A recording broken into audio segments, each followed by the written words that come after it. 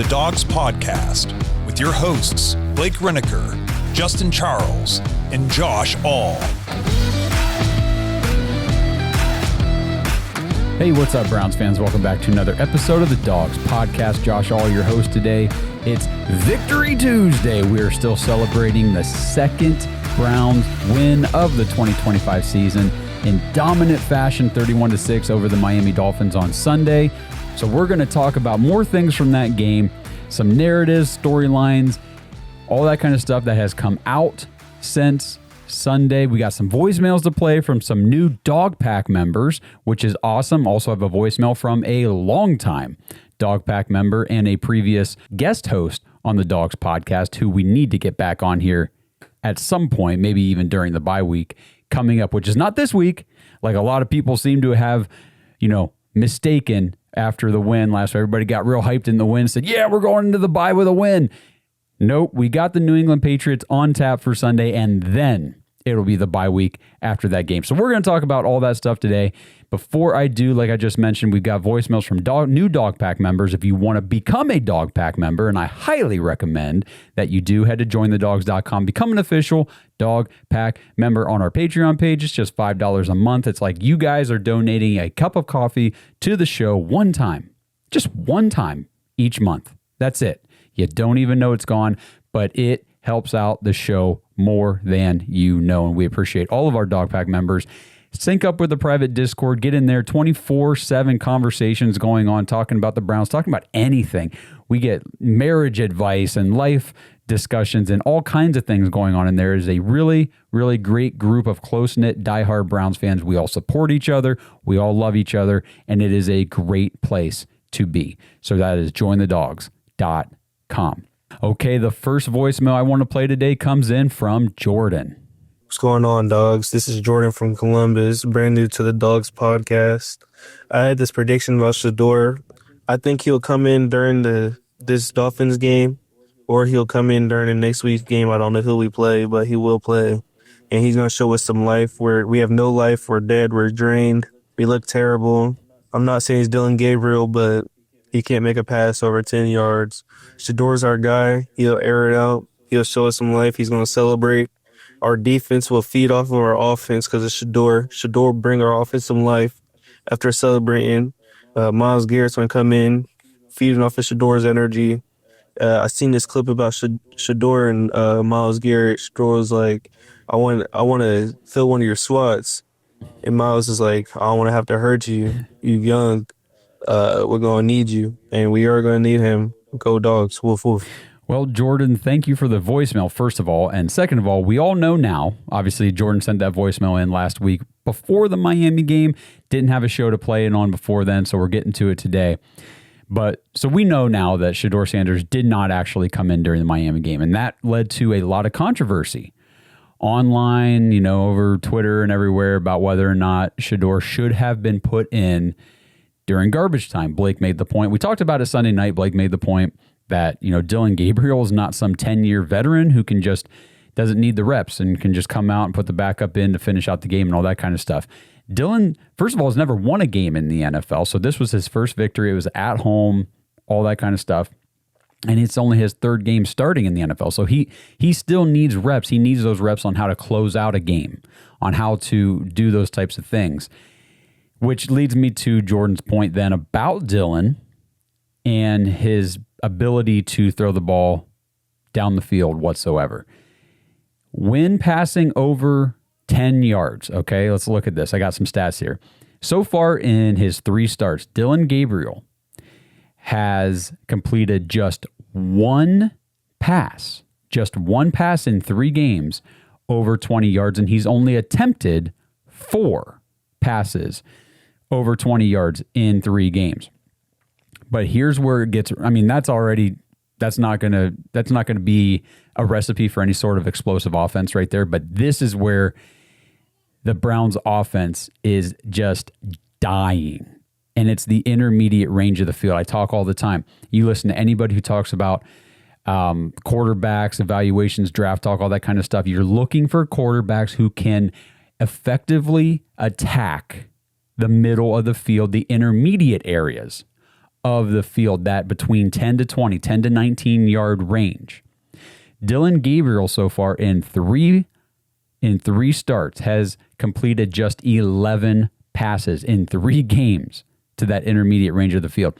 He is 11 for 28, well under 50% throwing to the intermediate area of the field, and 28 pass attempts to that area over 3 games, especially when you had 58 dropbacks, 52 attempts just a week ago, and you only have 11 completions in that part of the field.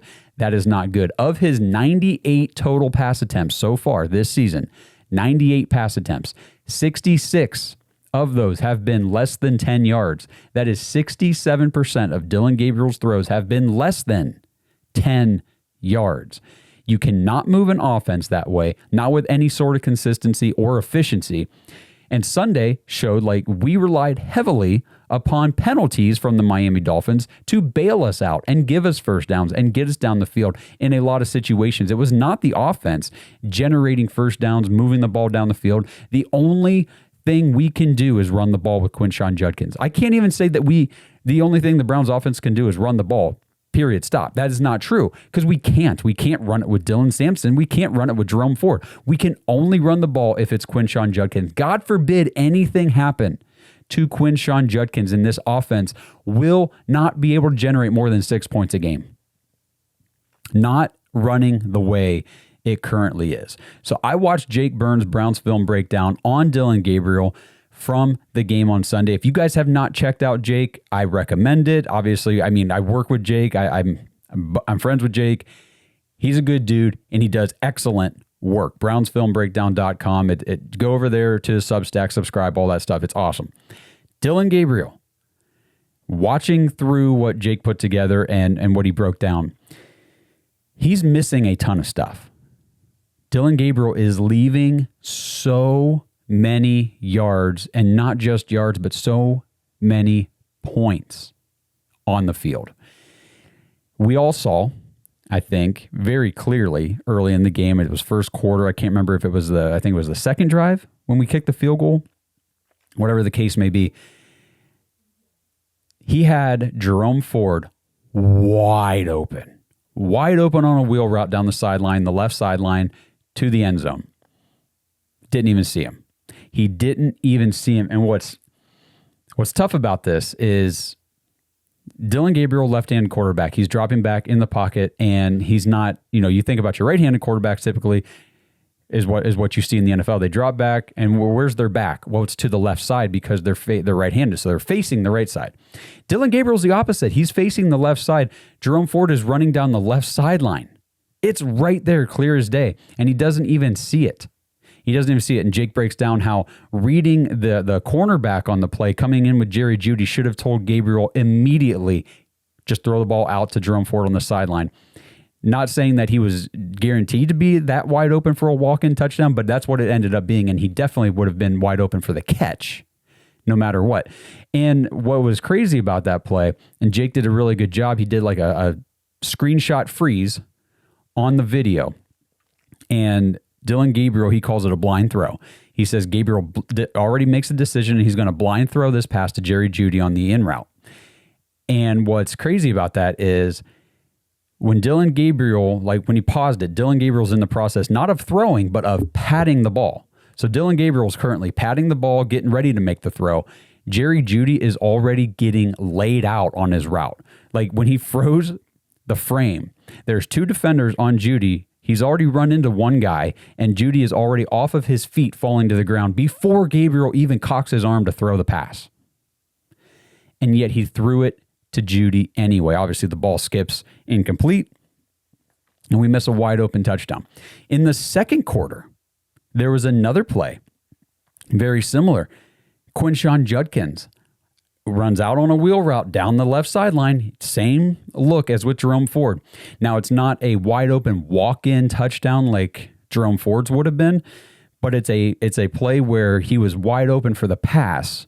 There was a safety that probably would have come over and at least made an attempt to tackle Quinshon, but Quinshon would have barreled through the guy or made him miss and gotten into the end zone. Like, it was a play that it's not 100% guaranteed touchdown like the Jerome Ford one was, but I'd put it like 85%. And either way, you're getting down to the goal line. All you got to do is dump that ball off on the wheel route to Quinshon Judkins again. Dillon missed it, didn't even see it. And he's so wide open. And watching these makes you sick to see what we could be doing in this offense, but what we're just missing because Dillon Gabriel isn't seeing anything. And it goes to what everybody's saying online. I thought this guy was the super computer. He was the elite processor of information, and all this stuff is what the Browns have told us over and over and over since they drafted him back in April. Well, where is it? Where is this elite processor, this elite identifier of, routes and things on the field? He's not doing it. He's not processing the reads, the pre-snap and the post-snap correctly because he's missing wide open guys based on what the defense is doing post-snap. And Jake breaks down very well how you don't have to be an elite quarterback. These aren't plays that elite quarterbacks make and average quarterbacks miss. These are plays that if you just understand what the defense is showing you, make a quick decision and throw the ball to where you should know it needs to go. And Dillon just isn't doing it. And a lot of people still want to say, well, Dillon at least isn't putting the ball in harm's way or throwing intercept. We've got to knock that narrative needs to go away. It needs to go away. We got to stop people. And I'm not saying you guys but I hear it all the time. Well, he's not throwing any interceptions. Have you watched the games? He threw at least 4 or 5 interceptions in the Pittsburgh game. They were all dropped. Okay. He got lucky.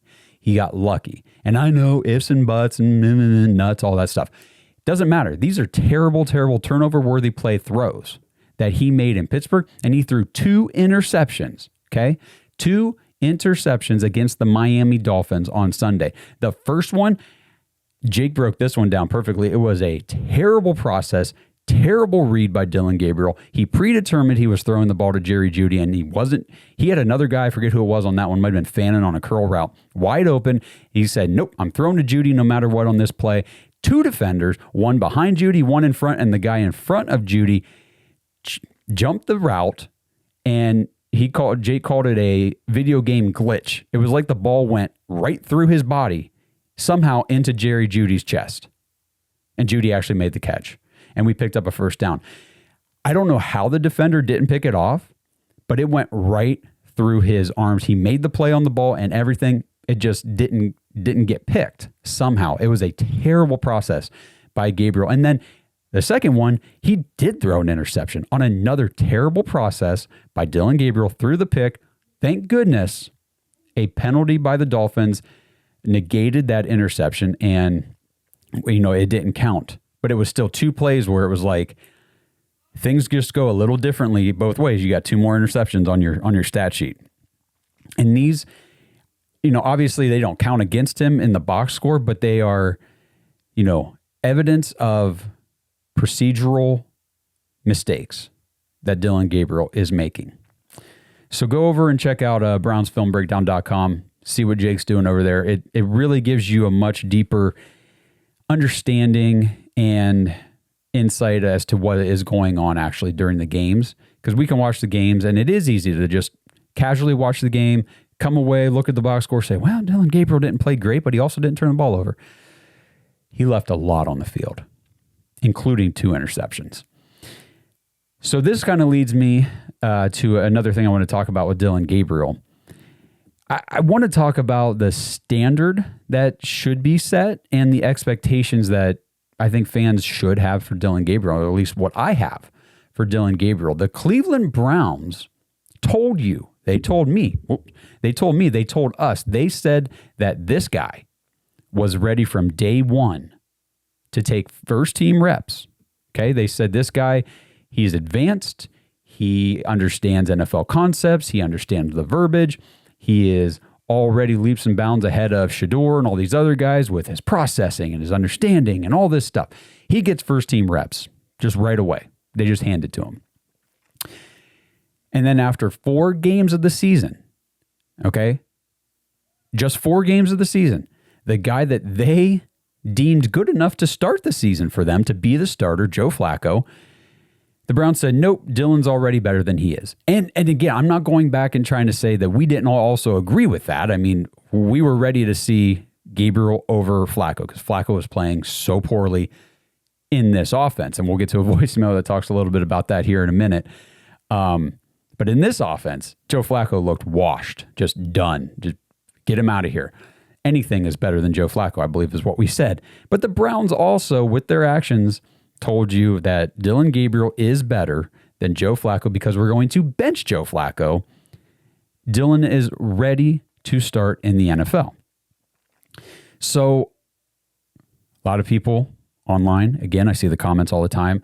He's just a rookie making his third start. What are the expectations really for a rookie making his third start? I'm not looking at Dillon as or I shouldn't say I'm not just looking at Dillon as a rookie making his third start. Yes, that is exactly what he is. That's exactly what he is. But he is also a quarterback that the Browns said was capable of being a starter in the NFL. Whether he's a rookie or not, that's what they told you by benching the other guy and naming him the starter. Okay? He didn't get thrust into this starting spot because there was an injury to Joe Flacco or anything like that. They actively benched him after just 4 games because they said, this guy is better. Is he better? Is he actually better? I don't know. It's kind of hard to gauge because, again, I don't believe in the offense, number one. I don't believe in the development of players and quarterbacks within the offense. We can have that argument, all that kind of stuff. But no, I don't think he's any better, really. It looks pretty much the same. So my expectations for Dillon Gabriel are to be taking into consideration that he is a third-round rookie making his third start. However, the Browns did deem him worthy of being the starter, an NFL starting quarterback. I expect average quarterback play. That's what I expect. I don't expect this to look like, man, this guy should probably be a second or third string on a depth chart. Like if they said he, one, was worthy of, like I said, first team reps since the very beginning in May.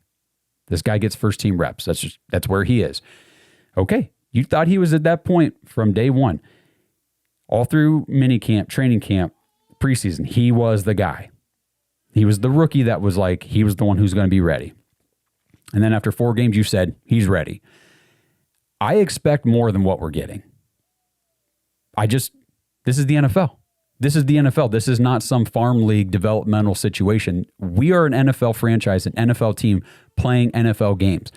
I expect average NFL level quarterback play from my quarterback that you said could at least give me that. And I don't believe we're getting it. This episode is sponsored by DraftKings Sportsbook.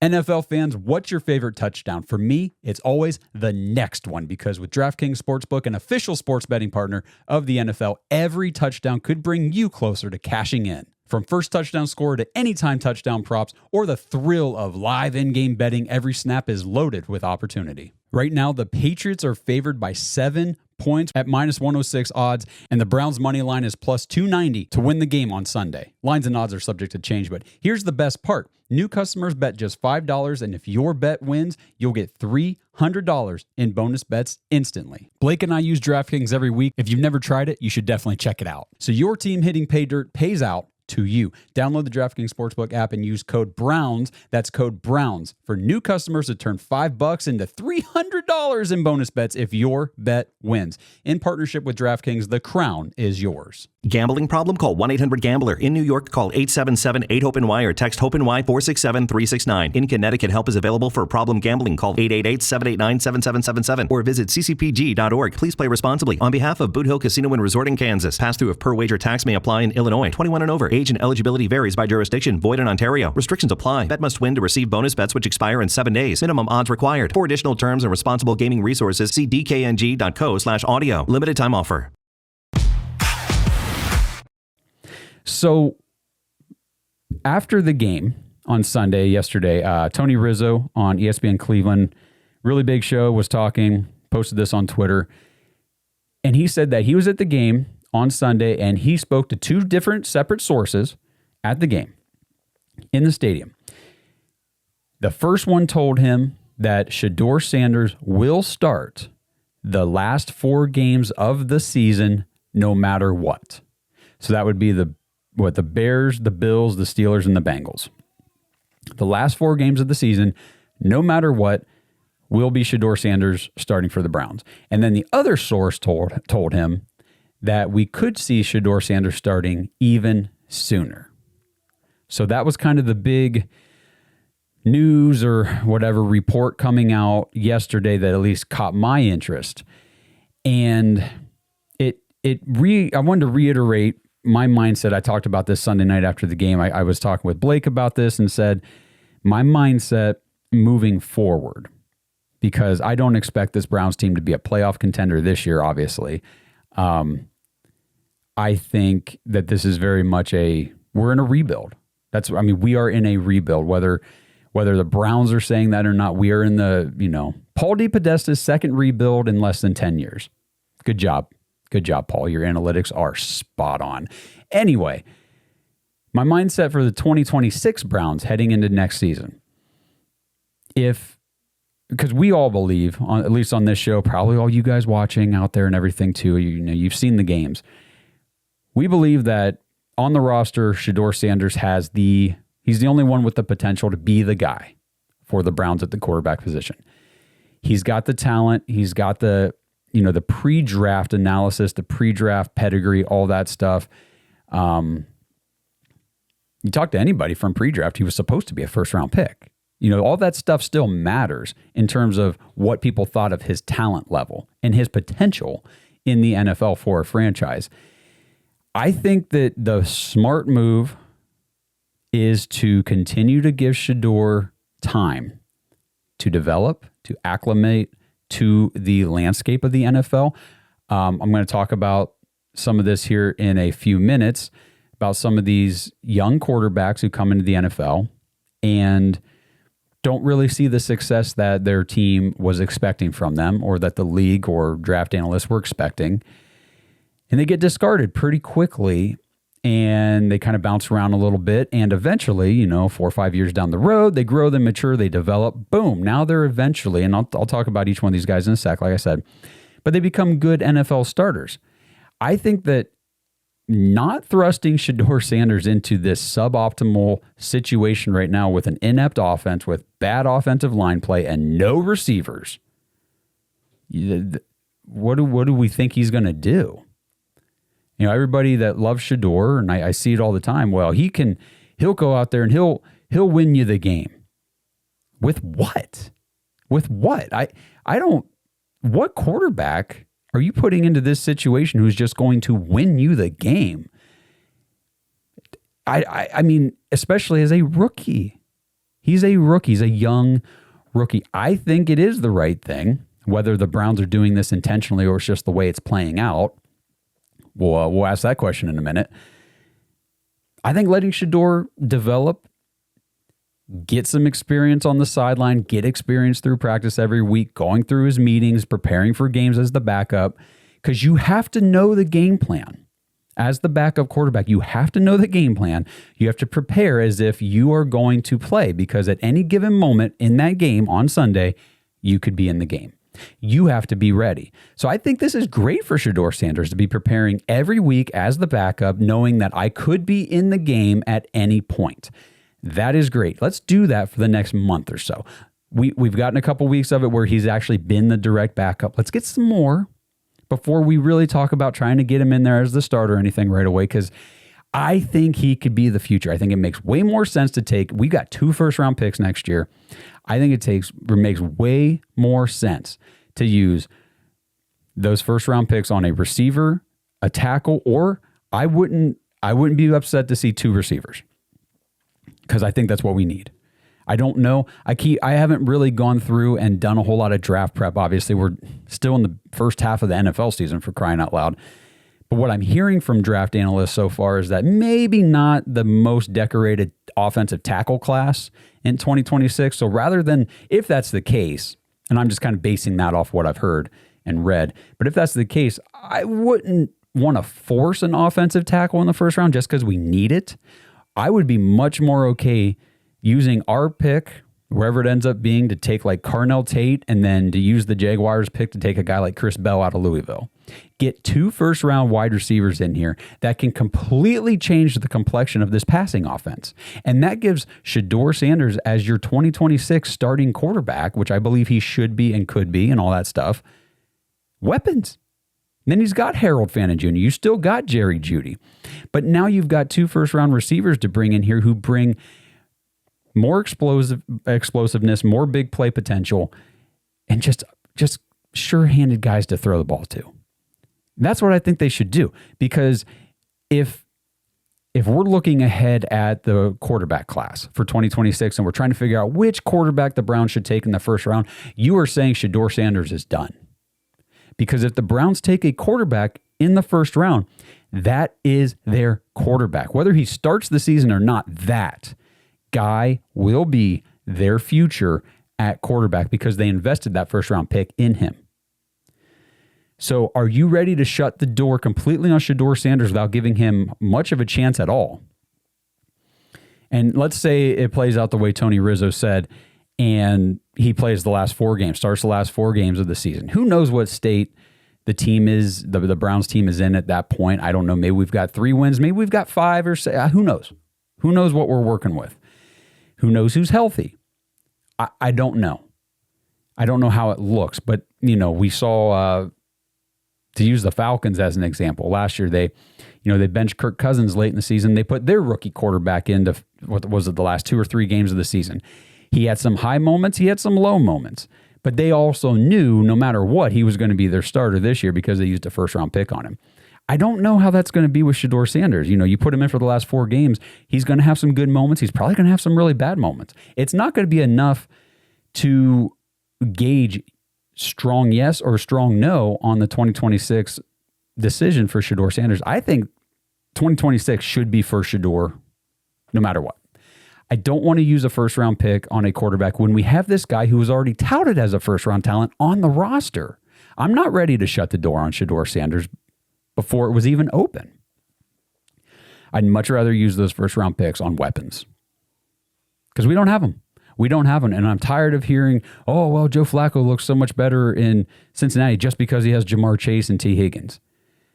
Okay, well, if 2 guys make that much of a difference, if you guys watch that Thursday night game where Joe Flacco and the Bengals beat the Steelers, which we'll talk about too here in a minute, if those 2 guys made that much of a difference between how Joe Flacco looked in Cincinnati versus how he looked here, then my goodness, go get me 2 freaking first-round wide receivers and let's see what Shador Sanders can do.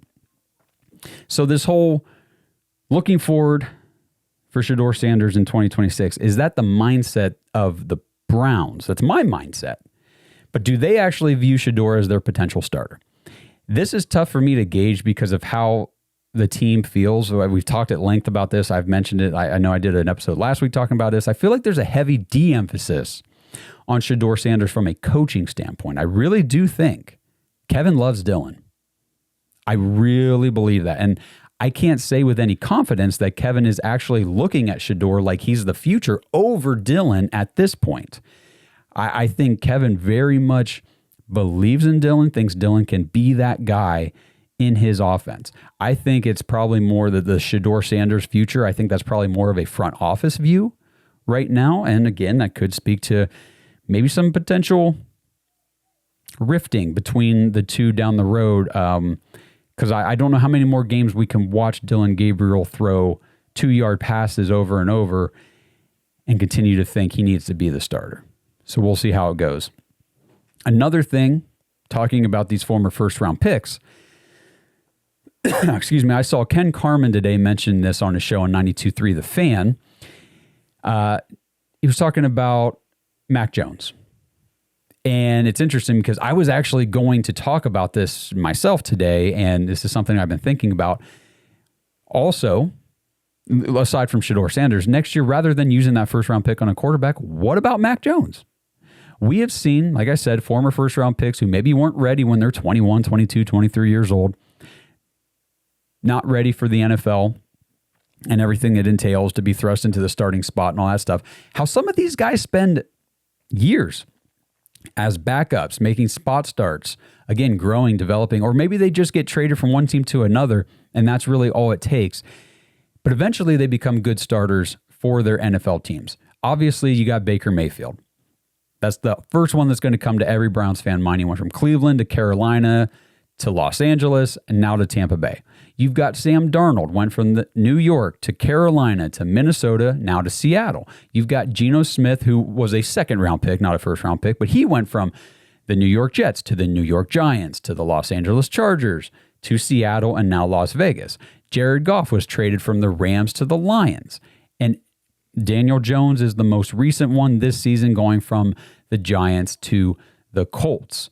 All these guys were pretty much left for dead before they were even 25, 26 years old. Baker Mayfield. Cleveland said not good enough. Carolina said definitely not good enough. They cut him. The Rams said, we're sticking with Stafford. We don't need Baker. And Tampa Bay said, well, we'll bring him in to see, let him compete with Kyle Trask. Wow. And you saw what his career has turned into. Sam Darnold, traded to Carolina, I think they cut him, if I remember correctly. Then Minnesota signs him to be the backup. He gets thrust into the starting spot, and he looks great. But it's questions. Was it Kevin O'Connell? Was it Sam Darnold? Now he's playing very well in Seattle as well. A resurrected career. Geno Smith, we know his story, how he resurrected his career over years. Jared Goff, when the Rams sent him to Detroit, it was like, okay, Detroit took on Jared Goff and his contract and all that stuff, and they're probably going to let him start for a year and a half, and then they're moving on. They're going to draft somebody. They're going to get somebody in here. It's not going to be Goff. Lo and behold, Jared Goff resurrected his career and is now a very good quarterback, got the extension. He is the guy firmly in Detroit. And then Daniel Jones was left for dead after the Giants they released him last year. Minnesota put him on the practice squad, backup, all that stuff. And now this year signed by Indianapolis to go compete with Anthony Richardson. A little bit similar story to Baker Mayfield, right? You sign, hey, here's a little prove-it deal. Come in, see if you can maybe be the starter. Well, he's not just the starter. He looks like he could be a long-term answer for them. Now, I know it's only been 6-7 games or whatever, but it's definitely trending the right direction. So these former first-round picks, they maybe just need some time and some change of scenery, some new voices in their ears, some new guidance, some new coaching, development, all that stuff. And Mac Jones, former first-round pick by the Patriots, obviously was not a good landing spot for any quarterback back then whenever he was taken, and showed some signs last year down in Jacksonville, spot starting for Trevor Lawrence when he was hurt, and now this year playing for Brock Purdy out in San Francisco. It looks like Mac Jones could have an opportunity to be a starter for a team next year. So we'll see. A quarterback room of Mac Jones and Shador Sanders and Dillon Gabriel would not be the worst thing for the Browns in 2026 if they were to get 2 first-round receivers to really help this offense out.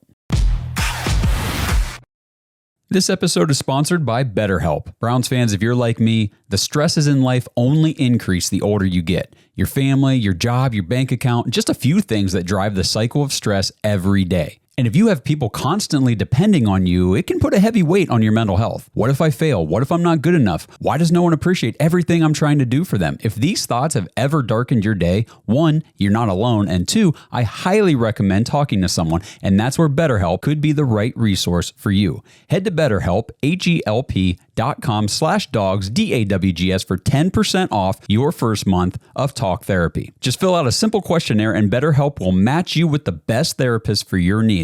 And if it's not the right fit, you can switch therapists at any time for no extra cost. BetterHelp is 100% online. You can talk with your therapist on the phone, via face chat, or even through text message. Your therapist will listen, ask questions, and help you see things from new perspectives. So what are you waiting for? Take the first step to making positive improvements in your life. Head to BetterHelp.com/Dawgs now for 10% off your first month. That's BetterHelp, HELP.com/Dawgs for 10% off your first month. This episode is sponsored by Southern New Hampshire University. Browns fans, do you ever feel stuck in your current job? Like if you just had a different degree or some more education in a certain area, you could do something you really want to do. Well, Southern New Hampshire University has the answers for you. Head over to snhu.edu/bark to learn how you can get started on your new career today. SNHU is one of the largest online accredited universities in the United States, and it's radically affordable. Their online tuition rates are some of the lowest in the nation. So seriously, what are you waiting for? Head over to snhu.edu/bark to learn how you can get started on your degree for your new career, 100% online and 100% on your time. snhu.edu/bark. Okay, our next new Dog Pack member, Justin, let's get to your voicemail. Hi, Justin calling here from New Jersey, longtime Browns fan here, over 30 years. I just wonder if we could talk about a little something positive in a sense, just the small fact of what Tomlin said over how, we must be smarter than him because why would you go ahead and do that? But if you really think about it, we traded Joe away and they beat the division leaders, okay? So, he was more worried that he was going to lose to Joe Flacco, right? And we've seen, okay, Joe Flacco is good for a few games, right? But I don't know how well he's going to last, especially at his age, a full season. I mean, there's 11 games left. I would just like to focus a little bit on the fact that, we literally sent him there, and then he beat Tomlin after Tomlin made those comments about that. He clearly was worried about it, but I don't think Flacco has a full perseverance in him to go a full season. So I think it was a real big win for us in a sense. And I'm going to be honest, to do a little more shine a little more light on positivity. I mean, I'm looking at the schedule here. We have some games we could win. I wouldn't be surprised if we could figure out a little bit on offense, okay? And we have a shot at a wild card spot here going into the playoffs. Let's go, Browns. Okay, thank you for the voicemail, Justin. You are clearly one of the most optimistic Browns fans. You are of that faction. Wild card? Okay, cool. I love it. I love the energy. Bring that fire. I don't want to rain on the parade, but let's pump the brakes just a little bit. I know we're excited here after a win. And the thing is, Justin actually sent this in prior to the win on Sunday, so he was already optimistic, which is it's kind of crazy coming off of the weeks we'd come off of. But remember, this was the Dolphins, and Blake did the same thing. If you guys remember back after the Packers win in week 3, started saying, hey, let's look at the schedule. We could rattle off this win and that win. If we win in London, we do this and we do that.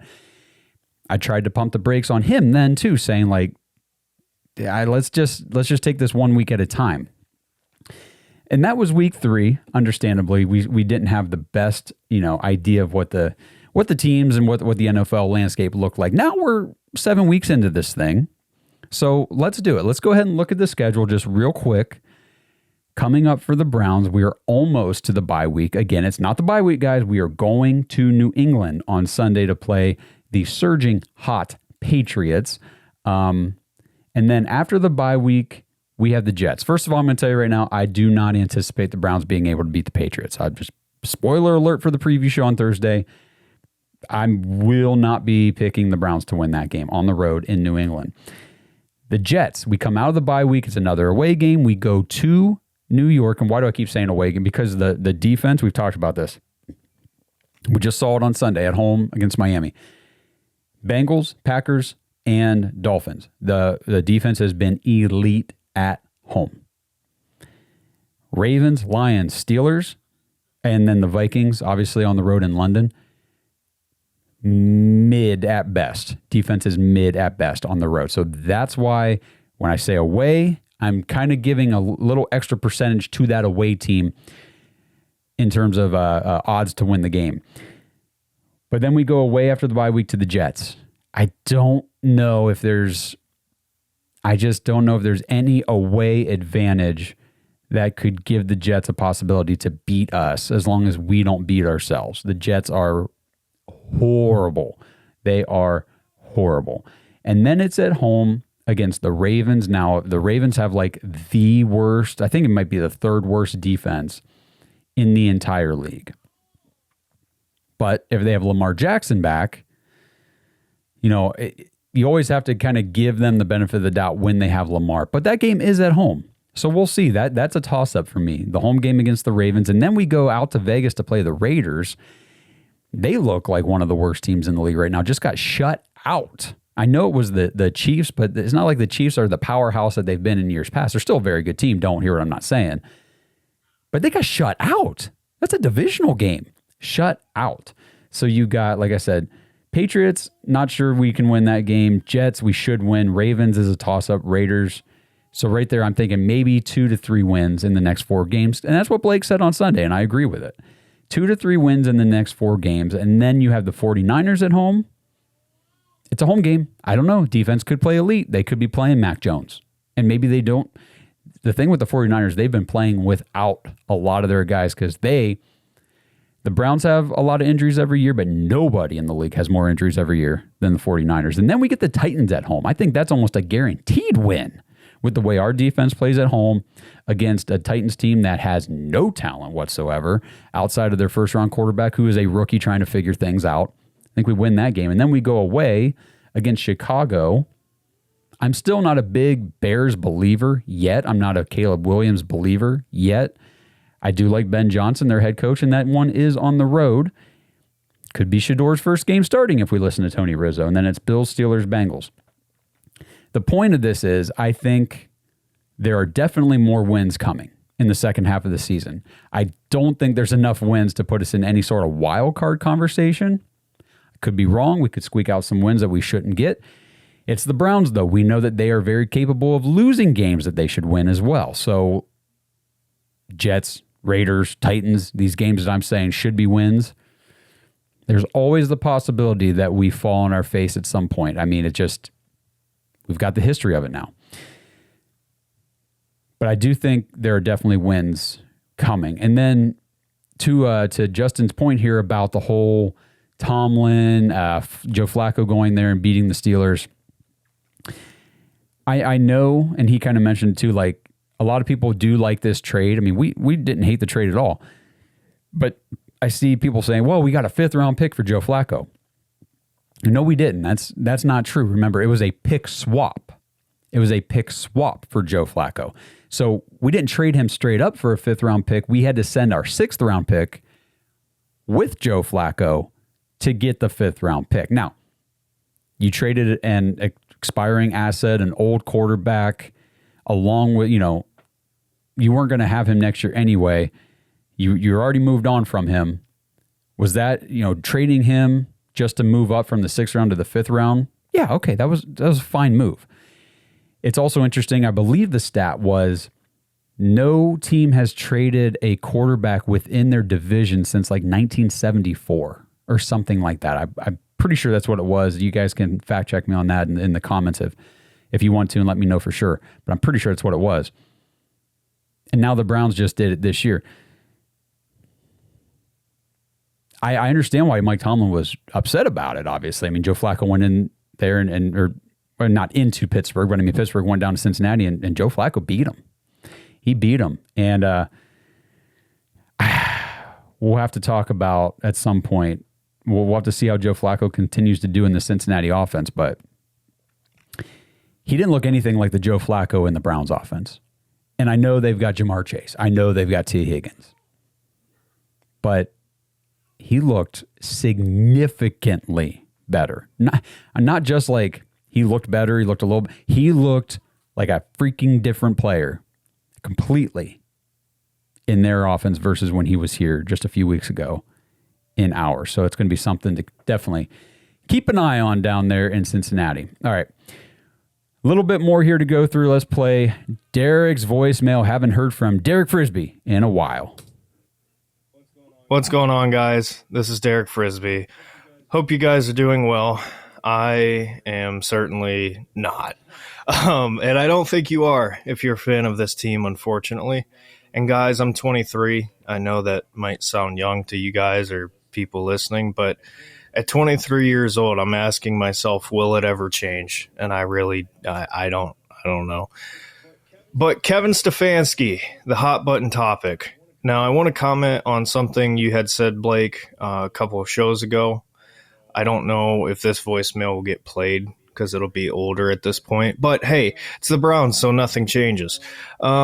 But anyway, Blake, I actually agree with just about everything that you had said in your guys' argument there. But my question for you, Blake, and for everybody here, I'm a Stefanski guy. I really don't want to get rid of him. And I think it's important to understand we have had good moments under Kevin. And I think that needs to be noted. But, guys, my question is, we hired Stefanski because of his offense, and we've seen it be successful here in Cleveland. But, guys, can you tell me in the last few years, when have we seen Kevin's offense? 2023 with Joe? It's just not good enough. It's 2025. I'm starting to really wonder what we should do. Derek, good to hear from you, buddy. I'm glad you sent in a voicemail. It's too bad Blake's not able to be on these midweek episodes and stuff to answer the question or to speak to it. But, my argument about the whole Kevin Stefanski thing here recently has been that his offense is just no longer capable of high success in the NFL. The NFL has figured him out, and he's unable and or unwilling to adapt or change what he does on offense. Now, Blake's argument, if you guys have been following along, watching the show, Blake's been arguing that Kevin's offense is only bad because we don't have any good players. Give him a good quarterback, give him good tackles and one or two good receivers, and it'll be a great offense again. Okay. Again, my pushback on that is it's never been a great offense. It's only ever been top 10 one time, and it was number 10 in the league in 2023. The highest it's ever been other than 2023, I think it was 16th, either 16th or 14th. I can't remember which. I should have brought those numbers up. And other than those two seasons, Kevin Stefanski's offense has ranked in the 20s or, like last year and this year, dead last. So it has, in my view, never been a great offense. It's never been what people think it is or could be. My opinion, my view, based on those stats. But ultimately, I think it's both. Me personally, I think Kevin's offense is compromised. He can't adapt, and he's also running the offense with bad players. I think the difference is between me and Blake, I don't believe that improving the personnel is going to magically make the offense one that's capable of going head-to-head with the top teams in the league. I don't foresee Kevin Stefanski's offense ever being inside the top 10, and definitely not on a consistent yearly basis.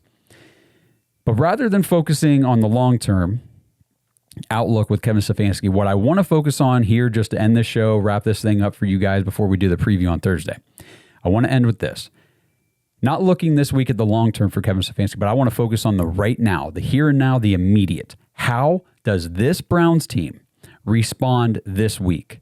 Not after a bad loss or something. We're not trying to see how you respond after getting your butts whooped, but how do you respond after issuing the butt whooping, taking the belt to ass to the Miami Dolphins? How do you respond after that dominant home performance? You are now on the road.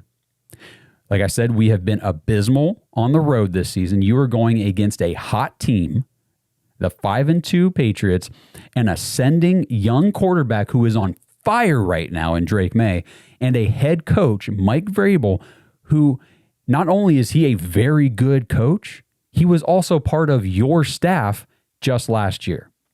Can you, Kevin Stefanski and the Browns, find a way to win this game in New England?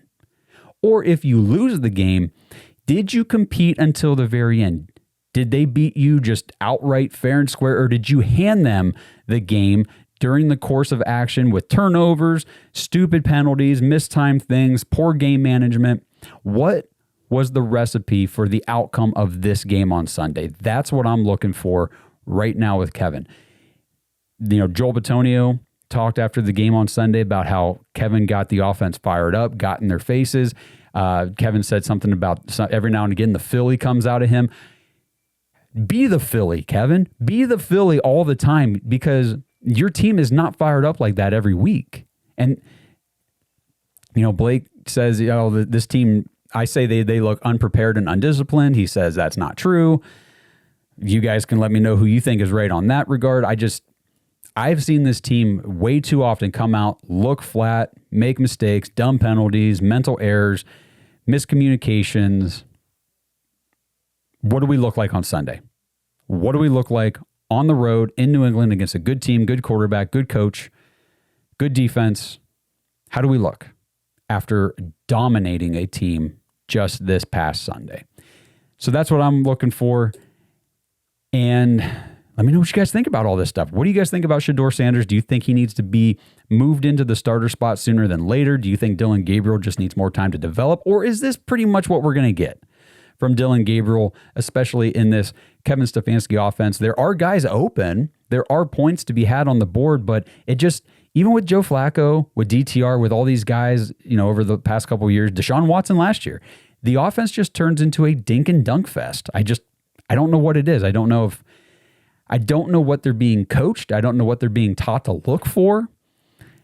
I don't know if it's all on the quarterbacks. I don't know if it's just they suck or if they're just not being coached well. I don't know what the deal is, but we're going to continue to see how this thing plays out. Again, like I said, optimistically, there are wins on the schedule coming up.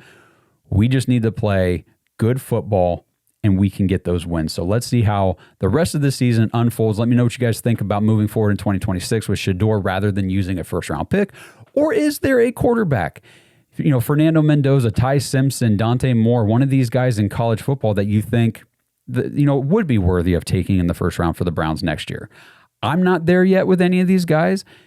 Maybe you are. Let me know who they are. Again, I have not sat down and studied the film or the tape on any of these guys yet. So let me know if there's a quarterback or two in college football right now that you think the Browns should definitely be aiming to use a first-round pick on, or should we just use those picks on weapons and roll with Shador Sanders? Love hearing from you guys. Again, if you want to get into the Dog Pack, 24/7 conversations, direct access to us.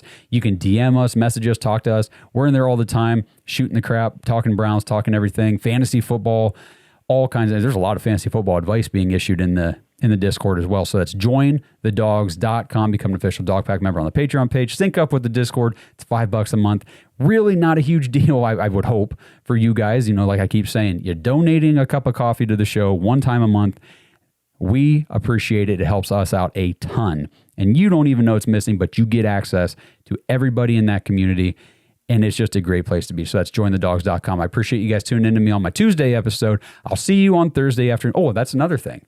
Thursday at 3 p.m. or whenever my kid takes a nap has kind of been the recent schedule.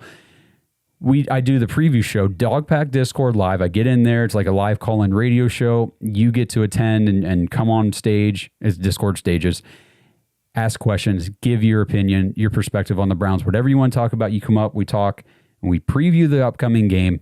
That's every Thursday. We shoot for 3 p.m. Eastern. Again, it's starting to turn into whenever my kid's taking a nap and my wife's working. We just kind of do the show by ear, but it's always on Thursday. The Discord is where that happens. So again, that is also at jointhedogs.com. I will see you guys on Thursday afternoon for the preview show. Hope you have a great week. I'll talk to you then. Thanks for listening to another episode of the Dawgs Podcast. Make sure you subscribe on YouTube and follow us on Twitter at the Dawgs Podcast. Get your thoughts on the show at thedogspodcast.com.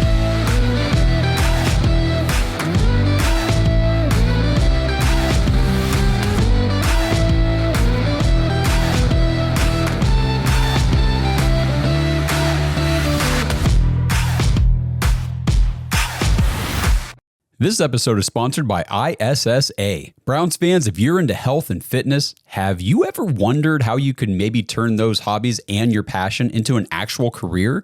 If that sounds interesting to you, then ISSA has the opportunity you've been looking for. ISSA is the International Sports Science Association, and they can help you become a certified personal trainer in as little as 3 months. And right now you can get $100 off your certification when you sign up through our link, joinissa.com/dogs, DAWGS. Now, certifications are 100% online, self-study, and self-paced. You can study anywhere from your phone, tablet, or computer. And the final exam is open note, open book, aka piece of cake.